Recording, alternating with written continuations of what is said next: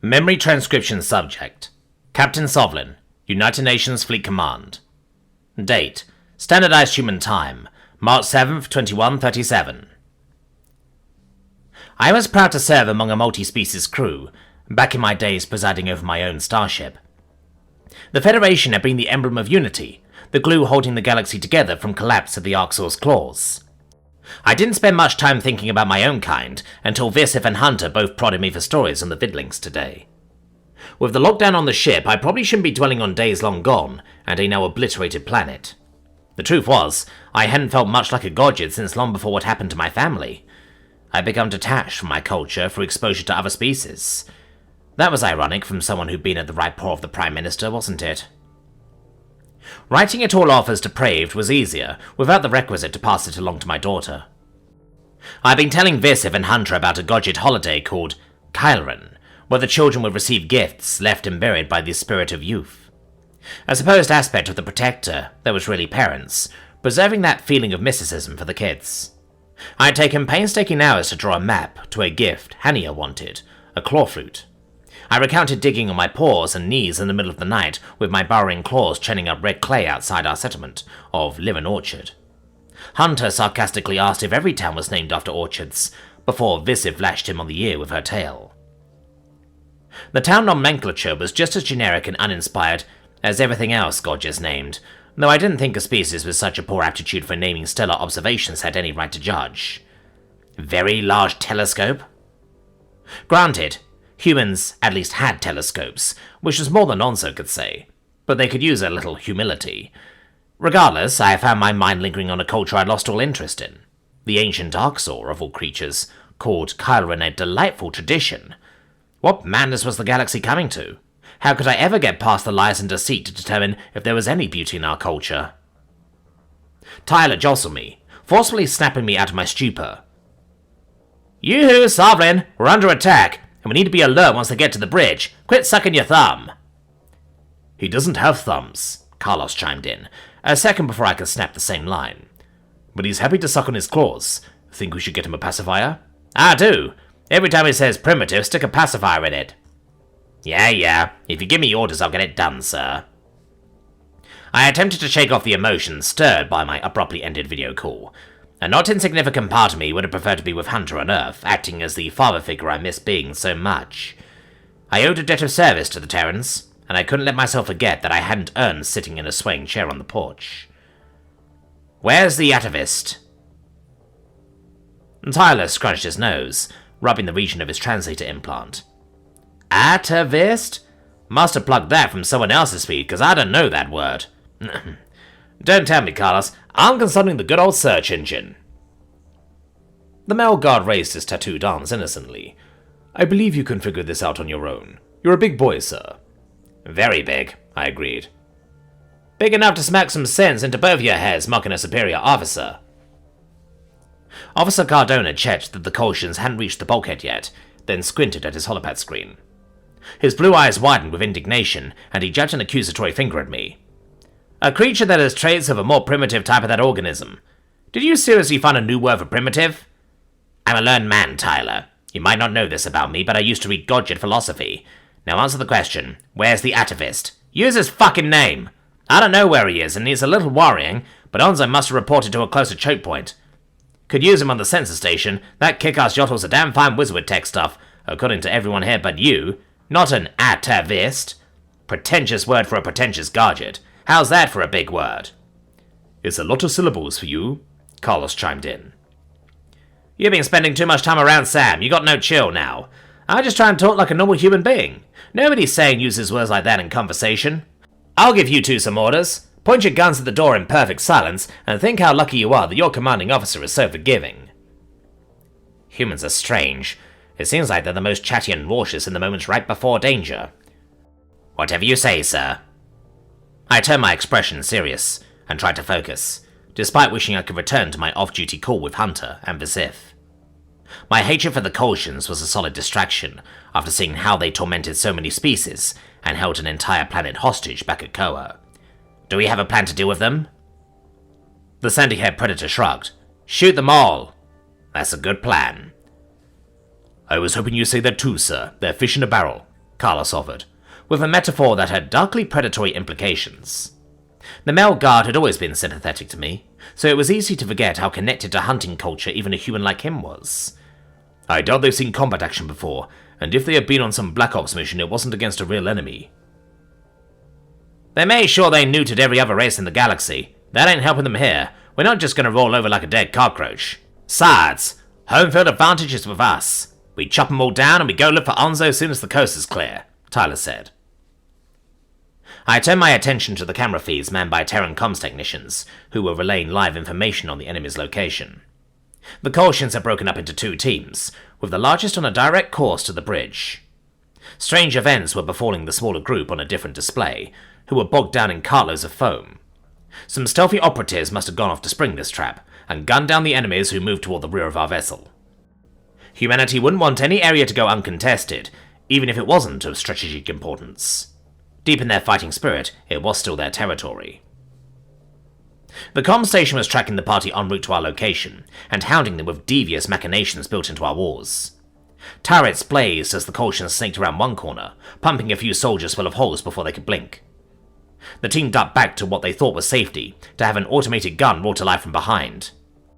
It would be hilarious if they were picked off before they got here, even if Tyler had gotten me riled up to take them out.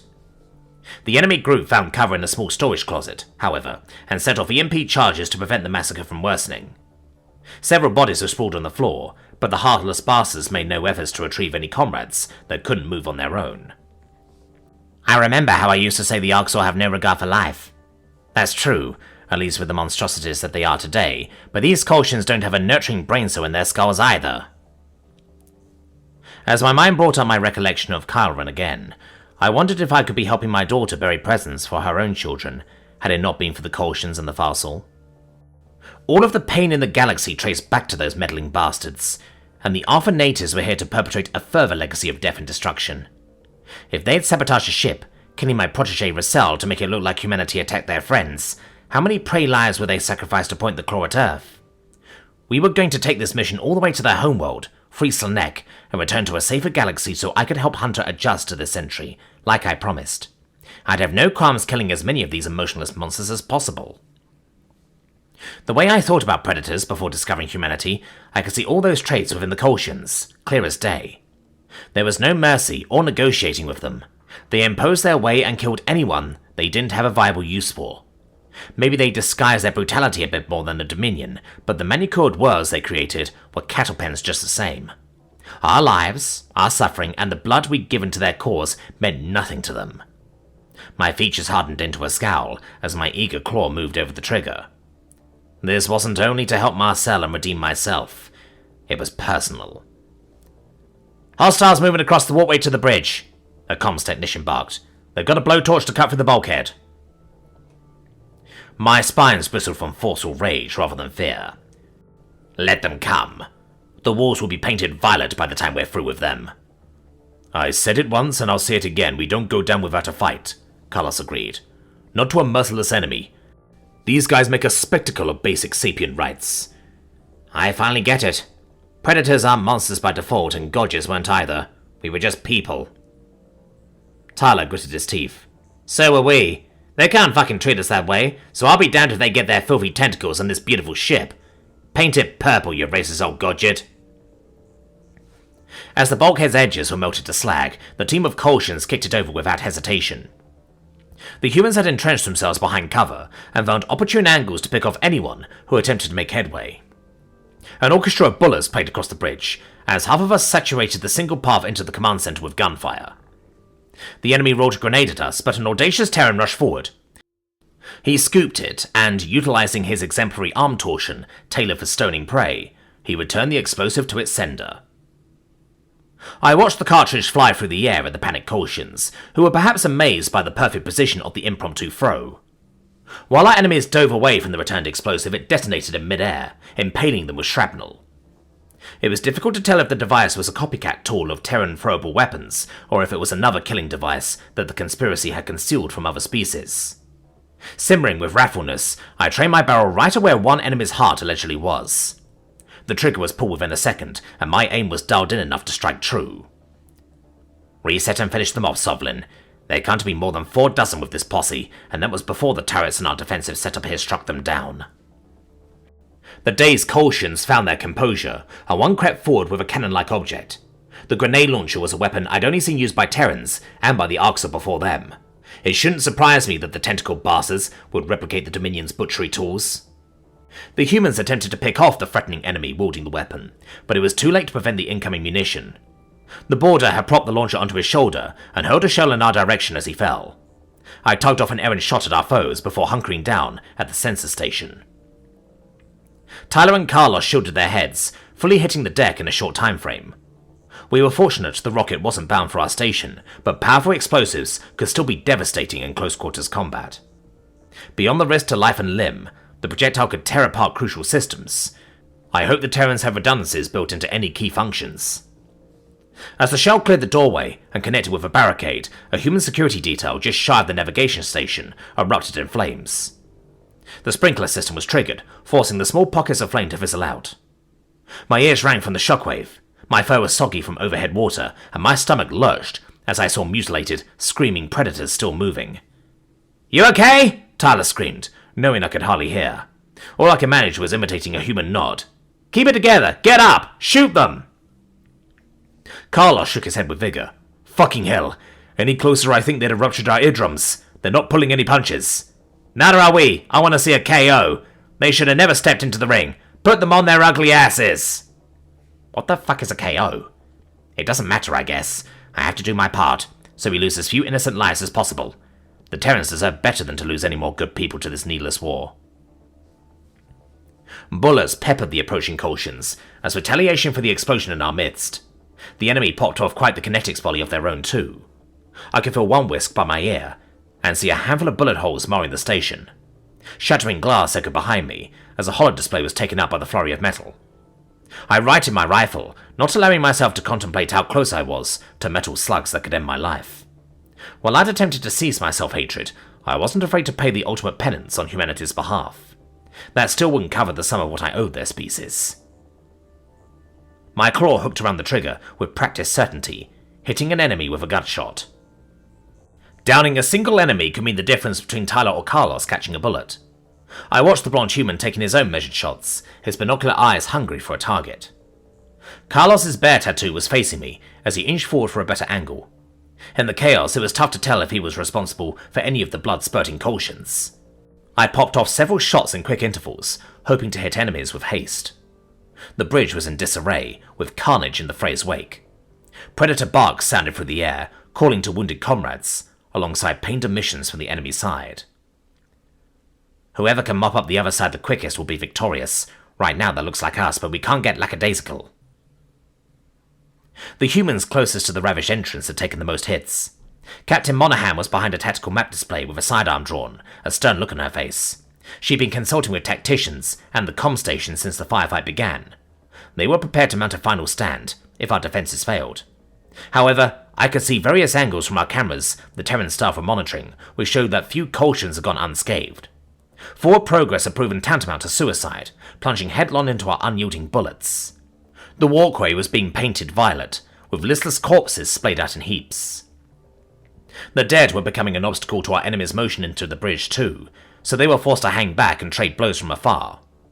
Humanity had the edge with depth perception, and also had fortifications to offer some refuge from the chaos.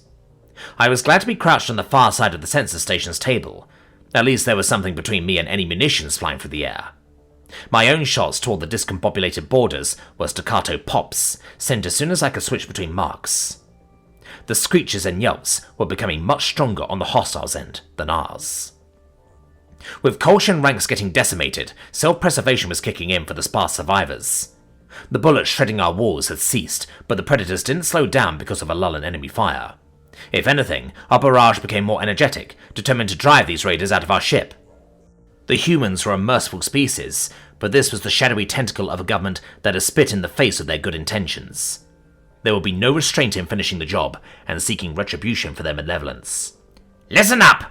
Not a one of them escapes or becomes a stowaway on this ship," Captain Monahan decreed. "It's not enough that their insertion failed. We defend every piece of UN territory like it's Earth. Zero tolerance for attacks. Move! Comm station, keep us posted on enemy movements and escape attempts." The humans remaining intact on the bridge slunk off in search of fleeing combatants, while medics hurried towards our wounded to patch them up. Our wounded had taken an internal beating from various explosions and projectiles, but it was still in our possession, and would be free of intruders soon. Tyler ventured off to the comm station on a detour, asking for information on Onzo's whereabouts. A strange look flashed on the blonde officer's face, before he hurriedly led us down the gore-riddled walkway. I consulted my own holopad, and found the yotl closer to the maintenance airlock with Samantha. Was that atavistic marsupial the one responsible for the firefoam massacre at the rear of the ship? That makes no sense, but I guess that just checks the standard box for life among Terrans. Nothing is as it should be when I'm with these predators. At the end of the day, I was glad that our posse had come through the mission's first engagement without casualties.